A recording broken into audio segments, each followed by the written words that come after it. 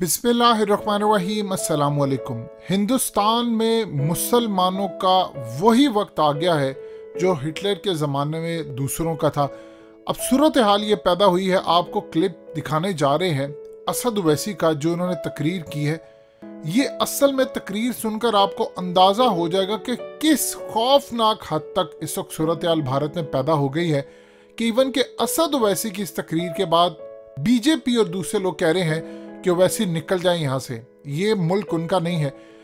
तकरीर में तो जो आपको पता चलेगा, क्योंकि भारत के अंदर बड़े लेवल पर अब तकरीरें हो रही हैं कि मुसलमानों के खिलाफ नस्लकुशी उनकी कर दो, यानी अब एंड कर दो उनका, ये वो तमाम चीजें। लेकिन उससे पहले समझ लें कि नथुराम गोडसे जिसने गांधी को मारा था, इस वीडियो की अहम डिस्कशन चलती रहेगी। लेकिन इससे पहले आप वीडियो को लाइक करें, हकीकत टीवी को सब्सक्राइब कर लें और बेल आइकन पर जरूर क्लिक करें। जो कि बीजेपी की आइडियोलॉजी आरएसएस का था, असल में उसको वो कह रहे हैं कि अब सबको नथुराम गोडसे बनकर मुसलमानों के खिलाफ चढ़ दौड़ना पड़ेगा। उस पर असद ओवैसी की आप ये तकरीर सुने, आपको अंदाजा हो जाएगा कि ये ऐसा लग रहा है कि बिल्कुल एंड टाइम आ गया है और मुसलमानों के खिलाफ बिल्कुल माया मार वाली सूरत हाल पैदा आज हुई, कल हुई, कुछ अरसे बाद हुई, जब भी हो ये तैयारी उसकी शुरू हो चुकी है। ये देखिए जरा तकरीर। देश का मनमोहन सिंह 10 साल का प्रधानमंत्री, अगर मैं पार्लियामेंट में होता तो एक महाशय बोले, उनका नाम नहीं बोलना चाह रहा हूं मैं, ना छोड़िए, नाम तो सिर्फ अल्लाह का रहेगा, याद रखो, नाम तो सिर्फ अल्लाह का रहेगा और किसी का नाम नहीं रहेगा इंशाअल्लाह ताला। अब उस पर भी इनको तकलीफ हो जाएगी। तो एक महाशय ने कहा कि अगर मैं पार्लियामेंट में होता तो नाथुराम गोडसे की तरह 6 गोलियां भारत के एक्स प्राइम मिनिस्टर को गोली। अब आप सोचिए थोड़ी देर के लिए, जो मोदी के भक्त हैं उनसे भी कह रहा हूं, अगर कोई फेसबुक पर योगी और मोदी के बारे में कुछ अनाप शनाप लिख दे तो 4 घंटे के अंदर हजरत पुलिस उसके घर को पहुंच जाती, चल हमारे साथ। खाली फेसबुक पर देश के एक प्रधानमंत्री के ओहदे पर रहने वाले मनमोहन सिंह से कहा जा रहा है कि अगर हम होते तो तुझे 6 गोलियां। आपको मालूम, लंबा अरसा हो चुका ये होकर, 4-5 दिन हो चुके, एक भी गिरफ्तारी नहीं हुई, एक भी गिरफ्तारी नहीं हुई है। अरे मनमोहन सिंह की तो इज्जत नहीं करते तो देश के प्रधानमंत्री के ओहदे की इज्जत करो। आज मोदी प्रधानमंत्री है, कल कोई और होगा इंशाअल्लाह, मगर उस ओहदे की तो अजमत, उसका इकबाल रहना चाहिए ना। कोई कैसे खड़े होकर कह सकता है, कोई कैसे खड़े होकर कह सकता है कि मैं पार्लियामेंट में होता तो 6 गोलियां। मगर कोई एक्शन उत्तराखंड की बीजेपी की सरकार ने नहीं लिया। एक और महाशय थे, उन्होंने क्या कहा, उत्तराखंड के ईसाइयों को कहा क्रिसमस नहीं मनाना, क्रिसमस मनाओगे तो फिर तुम्हारी खैर नहीं है।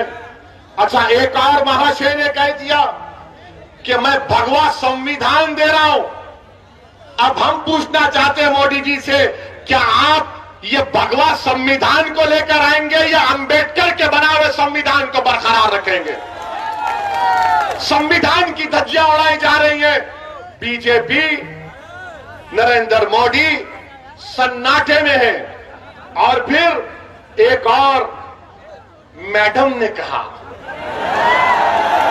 वन मैडम हैज सेड, क्या कहा मैडम ने, मुझे 100 सिपाही चाहिए जो 20 लाख ओवैसी की तरह लोगों को।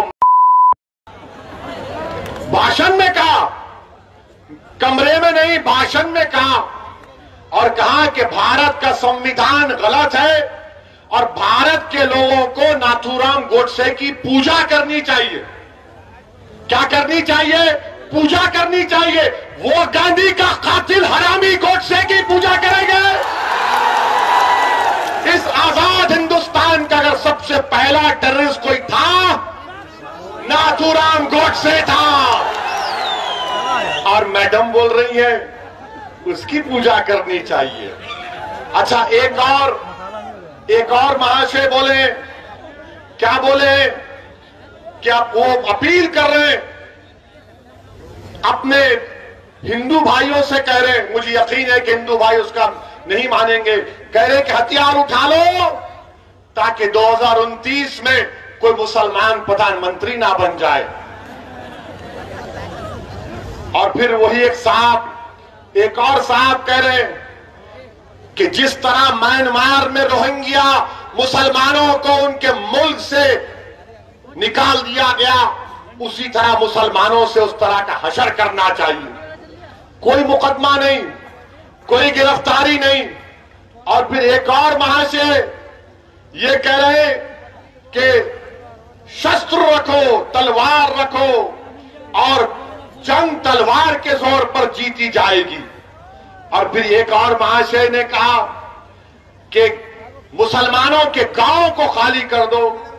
और एक और महाशय ने कहा कि जब तुम हमारी इस धर्म संसद से जाओगे तो ये इरादा करके जाओ कि किसी को नहीं छोड़ा जाएगा, रोहिंग्या मुसलमानों की तरह भारत के मुसलमानों का हशर कर दिया जाएगा।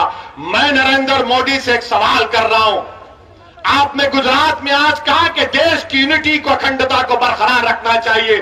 बताओ, देश के प्रधानमंत्री, आप मेरे भी प्रधानमंत्री हैं, आप देश के प्रधानमंत्री हैं, आपने भारत के संविधान पर हल्फ लेकर भारत के तमाम नागरिकों की हिफाजत का जिम्मा आपने लिया है। बताओ, क्या आप इनकी बातों से मुत्तफिक है? अगर नहीं है तो फिर ये खुले क्यों घूम रहे हैं? और बाबा ये बताओ, ठोक दो, क्या करोगे तुम अब? ये धर्म संसद में इस तरह की बकवास कही गई और वहां के डीजीपी साहब कहते हैं अनलॉफुल एक्टिविटीज प्रिवेंशन एक्ट नहीं लगेगा। डीजीपी साहब, हमको भी थोड़ा कानून आता है, आपकी तरह नहीं आता होगा, मगर भारत का कानून यह है कि जब भारत की आर्मी से कह रहे हैं लोग मुसलमानों को, तो क्या आप 121A का दफा नहीं लगा सकते? क्यों नहीं लगाया आपने, मेरा एक सवाल। और फिर आप 124A लग सकता है, धमकी 503 लग सकता है, आर्म्स एक्ट लग सकता है, और फिर आप सेक्शन 108 अबेटमेंट लग सकता है। और अगर यूएपीए नहीं लग सकता तो झूठ, यूएपीए में आप इन तमाम ऑर्गेनाइजेशन को बैन करो इनको, जो मनमोहन सिंह को की धमकी दे रहे हैं, जो मुसलमानों को, भारत के मुसलमानों को, रोहिंग्या मुसलमानों का हाल करना चाहते। कुछ एक्शन बीजेपी नहीं लेगी। ये इस तरह की बातें ये लोग कर रहे हैं। और बीजेपी के लोग ओवैसी की 45 सेकंड की तकरीर पे पेट में दर्द हो जाता है। आप सोचिए, नहीं, ये जज्बात में लाने के लिए नहीं कह रहा हूं, याद रखिए, ये अंग्रेजी में बोलते ना, नहीं, ये फ्रिंज है, ये फ्रिंज नहीं, ये मेन एलिमेंट है। जो बीजेपी इनकी सरपरस्ती कर रही है, बीजेपी इनकी तायीद कर रही है, संघ परिवार इनकी सरपरस्ती कर रही है, और इस तरह के बुरे ख्यालात इनके। अब बताओ आप कि एक मजहब के मानने वालों को, जो भारत के 22 शहरी है, अकलियत है, अल्पसंख्यक है, माइनॉरिटी है, उनको की बातें हो रही हैं और कोई केस, कोई गिरफ्तारी अब तक नहीं होती। अच्छा, अब सवाल यह पैदा होता है कि क्या अखिलेश यादव की पार्टी ने इनके खिलाफ कंप्लेन की? उत्तराखंड में भी समाजवादी है, कांग्रेस इलेक्शन लड़ने जा रही है, क्या कांग्रेस ने कंप्लेन दी? किसने दी? मजलिस इत्तेहादुल मुस्लिमीन के डॉक्टर नैयर कासमी ने जाकर कंप्लेन दी। क्यों कंप्लेन नहीं दी समाजवादी और कांग्रेस ने?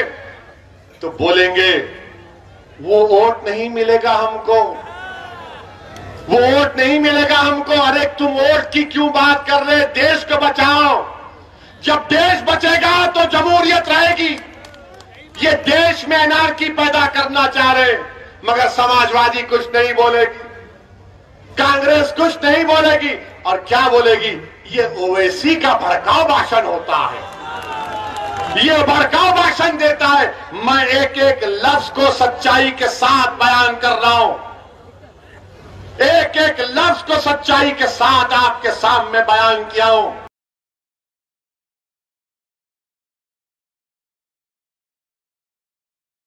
हकीकत टीवी को सब्सक्राइब करना मत भूलें, वीडियो को लाइक करें, शेयर करें और कमेंट सेक्शन में अपनी राय का इजहार जरूर करें।